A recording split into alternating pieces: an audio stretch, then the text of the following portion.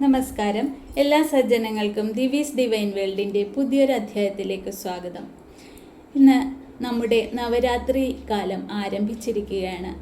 ദേവീപ്രീതികരമായ കാര്യങ്ങൾ ചെയ്യുന്നതിന് ഏറ്റവും ഉത്തമപ്രദമായ 9 ദിവസങ്ങളാണ് കടന്നു വരുന്നത്. ആദിപരാശക്തിയുടെ 9 ഭാവങ്ങളെ 9 ദിവസം നമുക്ക് പ്രാർത്ഥിക്കാവുന്നതാണ്.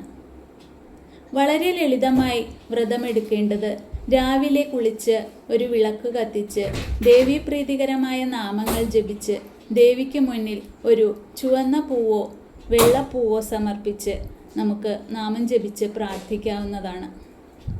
മത്സ്യമാംസാദികൾ തീർത്തും ഉപേക്ഷിക്കേണ്ടതാണ്. ഒരു നേരം മാത്രം അരിയാഹാരം കഴിച്ചുകൊണ്ടാണ് വ്രതം എടുക്കേണ്ടത്. ആദ്യത്തെ 3 ദിവസം നമ്മൾ കാളീദേവിയെയാണ് ആരാധിക്കേണ്ടത്. കാളീദേവിയെ ആരാധിക്കുന്നതിലൂടെ തിന്മ നമ്മളിൽ നിന്ന് അകലുന്നു. അങ്ങനെ നമ്മളിലെ സാത്വിക ഭാവം ഉണരുന്നു. സാത്വിക ഭാവം ഉണരുമ്പോൾ തിന്മയിൽ നിന്നും നന്മയിലേക്കുള്ള പ്രയാണം ആരംഭിക്കുന്നു.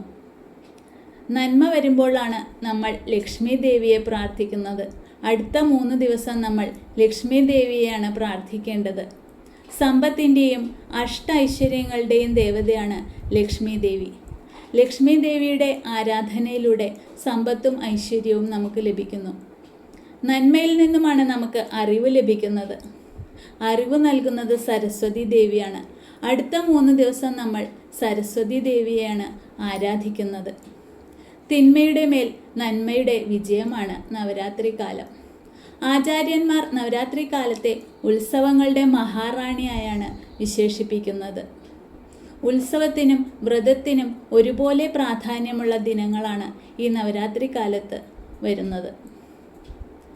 നമ്മുടെ എന്താഗ്രഹവും ഒരമ്മയോടെന്ന പോലെ പ്രാർത്ഥിച്ച് നമുക്ക് ദേവിയോട് പ്രാർത്ഥിച്ച് നേടിയെടുക്കാവുന്നതാണ്. ഈ നവരാത്രി കാലത്ത് നമ്മൾ ചെയ്യുന്ന ഓരോ പുണ്യപ്രവൃത്തിയും അതിൻ്റേതായ ഫലം കാണിക്കുന്നു. കാര്യസിദ്ധിക്കും നല്ല ജോലി ലഭിക്കുന്നതിനും ദാരിദ്ര്യ ദുഃഖം നീങ്ങുന്നതിനും ശത്രുനാശത്തിനും വിദ്യാഗുണത്തിനും ആദിപരാശക്തിയെ പ്രാർത്ഥിക്കുന്നത് വളരെ വളരെ വളരെ ഉത്തമമാണ്. ഈ നവരാത്രി കാലം എല്ലാ ജനങ്ങൾക്കും അമ്മയുടെ അനുഗ്രഹം ഉണ്ടാകട്ടെ.